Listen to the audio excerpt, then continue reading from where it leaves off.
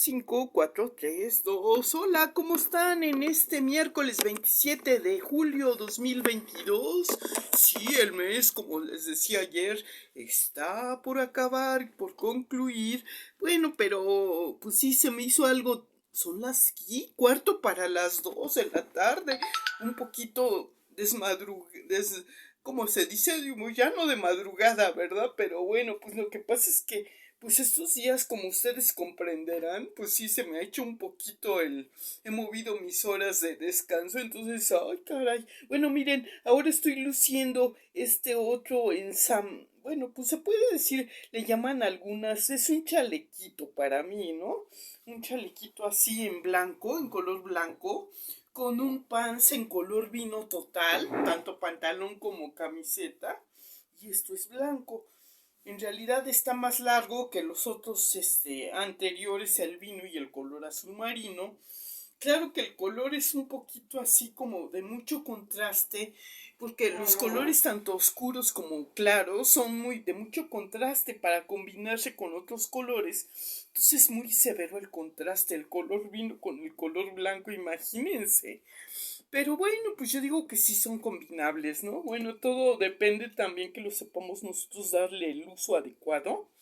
Y entonces, pues lo tejí en otro tiempo. También, después de haberlo tejido y de todo el trabajo que me llevó, fue un experimento de diseño porque fue de los primeros diseños que me salía yo del contexto del rebozo total, porque empecé tejiendo rebocitos, pero todos son también de puntos altos o como le llaman varetas o como barritas, o sea que son tres puntos altos, ¿no? De tres cadenitas, y entonces se van uniendo y este fue el total, el resultado.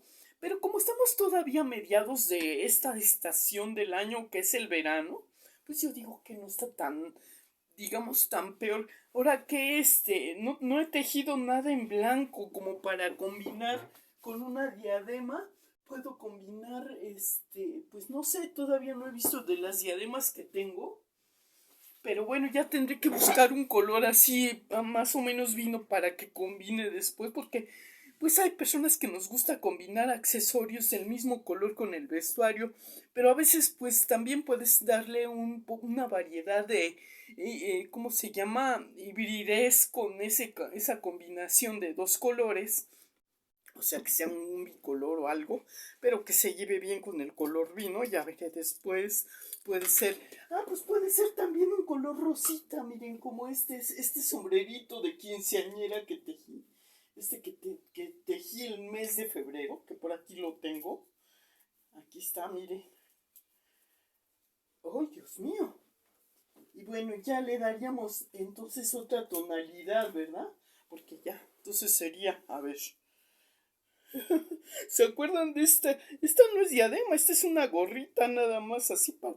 Bueno, pero es que para tapar las canas también se antoja. Bueno, ya, para estar en carácter y seguir con ustedes aquí un ratito más tomándome el cafecito, aunque sea un poco tarde. Mm.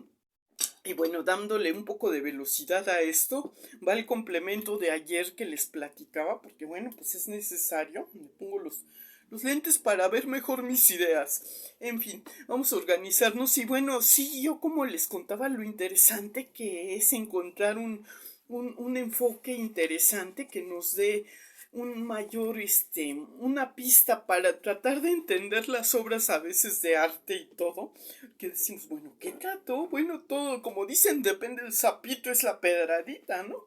Entonces, dependiendo del autor, pues hay que ver qué intenciones, qué ideologías tendría o qué motivaciones le darían para dar una delimitación a los personajes. Entonces, tenemos que tener mucha conciencia si nos vamos a dedicar a escribir libretos y nos interesa este entretenimiento. A veces se sale del contexto de entretenimiento y empieza a hacerse una especie de, ¿cómo se diría?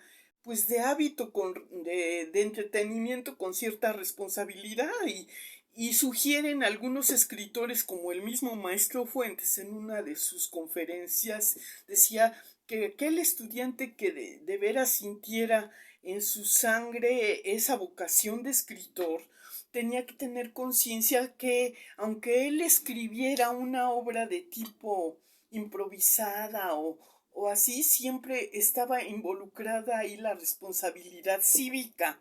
Esto quiere traducirse en que a veces involuntariamente nosotros podemos diseñar una historia sin tomar en cuenta esos aspectos, porque damos una imagen de una especie de cómo se está realizando una filosofía, una especie de aplicación práctica de una filosofía en el aspecto administrativo dentro de la historia, porque así dicen, bueno, pues estos hábitos que tenía esta familia de hacer determinadas actividades, quiere decir que si tenía los medios para realizar esto o aquello, es que pues, era una familia que tendría determinada clase social, por decirlo, ¿no? Y si esta familia estaba limitada, porque estaba toda condicionada también a sus recursos materiales. Entonces, cuando uno va a hacer una historia, yo me imagino que este maestro estaba pensando también mucho en esas cuestiones y era más que nada por eso les platicaba yo ayer esta curiosidad. Más que escritor, yo pienso que era uno tiene que diferenciar la categoría. Un escritor tiene mucho más libertades cuando no tiene esa cortapisas de que cuidado, no vayas a escribir de esto porque puedes alucir a la vida personal de tal o cual personaje de la vida real que te pueda reclamar. Entonces siempre, por ejemplo, yo me acuerdo en esos historiales de folleto que hacía esta escritora Yolanda Vargas Dulce, que era una escritora que a mí se me figuraba no era de creada, no tenía una escuela académica, sino que era todo autodidacta de lo que aprendía de las experiencias de sus relaciones sociales en su vida personal. Entonces me hacía por eso pegaba mucho en ese gusto popular, porque no tenía tanta complicación ni tantos términos o palabritas que eran como más bien ir al grano en cuestiones de diseño, de las actitudes, de las acciones, de los personajes tan picarescos, tan dicharacheros y todo eso. Entonces ponía la leyenda.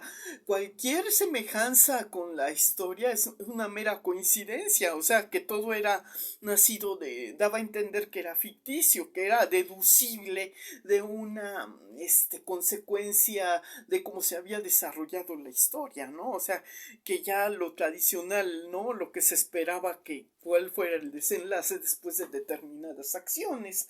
Entonces, eso es lo interesante porque a diferencia de otros que sí tenían escuela, como García Márquez, por ejemplo, sí se ve que tiene escuela de periodismo.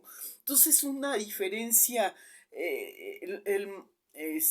no digo que no, el maestro Fuentes también era académico, otros autores, escritores que no eran de ese tipo de clasificación de escritores dentro de un contexto intelectual, pues eran nada más pues que se hacían académicos por la universidad de la vida, las experiencias que enseñan y porque se asesoraban o se juntaban con las personas que les dieran un diseño o una edición para que se entendiera mejor la historia que ellos querían contar, a dónde querían llegar, todo eso, porque sí se puede llegar uno a perder.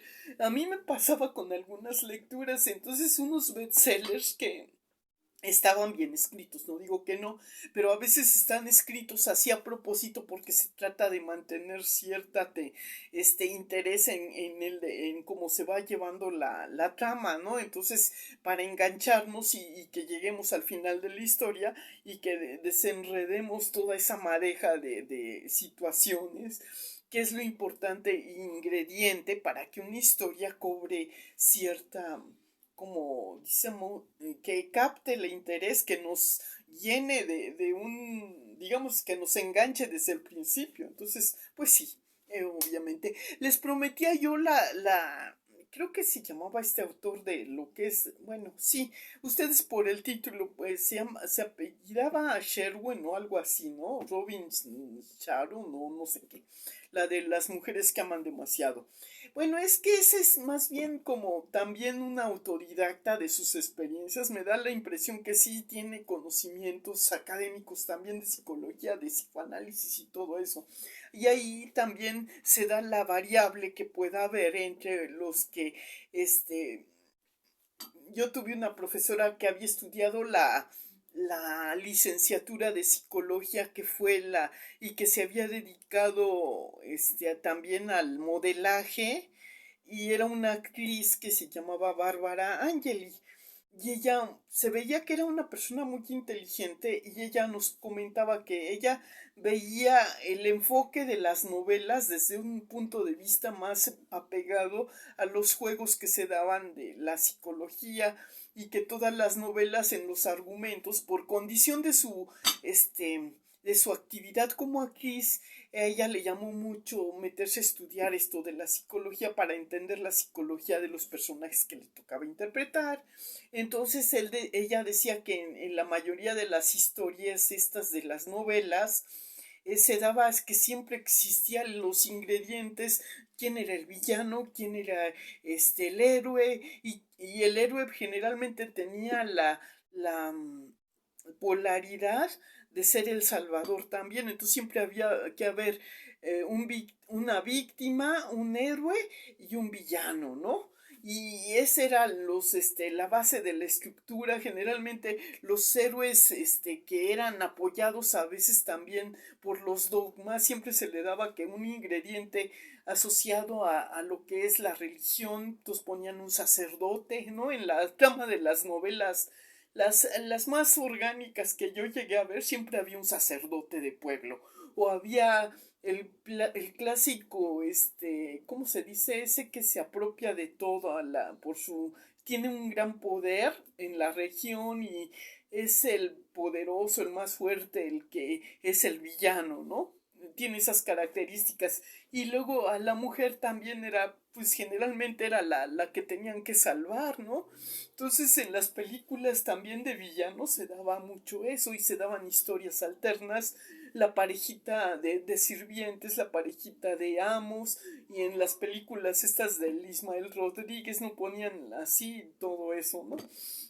Entonces lo curioso de las historietas estas escritas, dependiendo quién las escriba, es dependiendo la proyección que tenga un poquito. Yo creo que sí se basa mucho los que se dedican a hacer los libretos de las series o de las películas y todo, efectivamente se basan en historias ya creadas, pero de la vida real, pero no las van a escribir al 100% igual, tienen que cambiar nombres, tienen todo, y a lucir que es una historia creada de ficción, que no existen personajes así.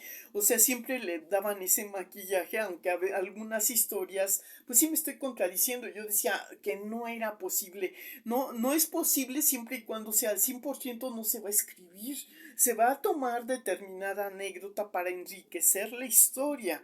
A eso quise más o menos completarles. Entonces, eso es lo interesante dentro del quehacer de una escritura que se dedique al entretenimiento, a otra escritura que pues puede ser informal, nada más dar una nota así escueta, que es la diferencia que hay entre un escritor dedicado al entretenimiento y un escritor dedicado al reportaje, a la vida real, política, social, deportiva, de toda índole que está englobada dentro de una sociedad. Entonces hay que ser un poco democráticos en esto, yo creo, como todo, para poder formarnos una idea de cómo está estructurada la sociedad. Y si nomás le dan relevancia a la pura nota roja amarillista, entonces la sociedad es un tugurio, es una cueva de Alibaba y los no sé qué cuántos bandidos. Y entonces, ¿en dónde nos deja la otra parte de la sociedad que sí tiene quehaceres interesantes, de facultades, de ocupaciones, de artes, de oficios? ¿Dónde está la vida de ellos? Está nula, está anulada por una serie pues de golatrías, de que tienen que, si no logras ser alguien en la vida, pues está mal interpretado ahí, ¿no? El sentido de vida, porque pues está ya más que nada, o tienen que hacerse notar de alguna manera y escogen la manera más nociva ¿no? Pero dicen, es que si quieres ser mediocre, dedícate a ser comerciante, zapatero, bombero, o lo que quieras. Bueno, los bomberos todavía les dan un poquito más de presencial, ¿no? De crédito presencial. Pero yo creo que todos somos minúsculas partículas que estamos involucradas o englobadas en una sociedad, pero pues todo depende de la región de donde hayamos sido educados y todo, entonces eso se refiere mucho a la antropología social regional. Y bueno, ya, no quiero dar mucho clase, ya me aburrí yo misma. Mejor les recomiendo la receta que les prometí. Y bueno, es un caldito así de verdura. Puede ser con calabaza, con zanahoria, como una sopa de verdura, con arroz, un poco de al caldillo le ponemos el jitomate, le mezclamos un chilito como el chipotle y le podemos agregar unos gramitos así, un pedacito de queso, Oaxaca o lo que sea, y nos sale igual. Le podemos poner un poco de pues condimentos, pues nada más sería eso, el chile y todo, y le da un sabor con un poco de una pizquita de sal, un poco de limón y todo eso, y queda muy apropiado nuestro plato fuerte. Le ponemos también una pieza de pollo previamente cocida y deshebrada adentro del plato, y ahí tenemos nuestro plato fuerte para, pues, digamos, aumentar nuestras reservas, ¿no? El caldito de pollo, también le ponemos su consomé de pollo, obviamente. Y bueno, pues esa es mi receta estrella, y pues yo aquí dándole un poco velocidad porque como se me hizo un poco tarde, entonces por eso estoy medio correteada y hablándoles así me gana la ansiedad. Tengo que hacer un chorro de cosas, ustedes discúlpenme, por aquí lo sigo viendo. Nos vemos luego y pues síganse la pasando bien en este ombligo de semana que es miércoles. Sale pues.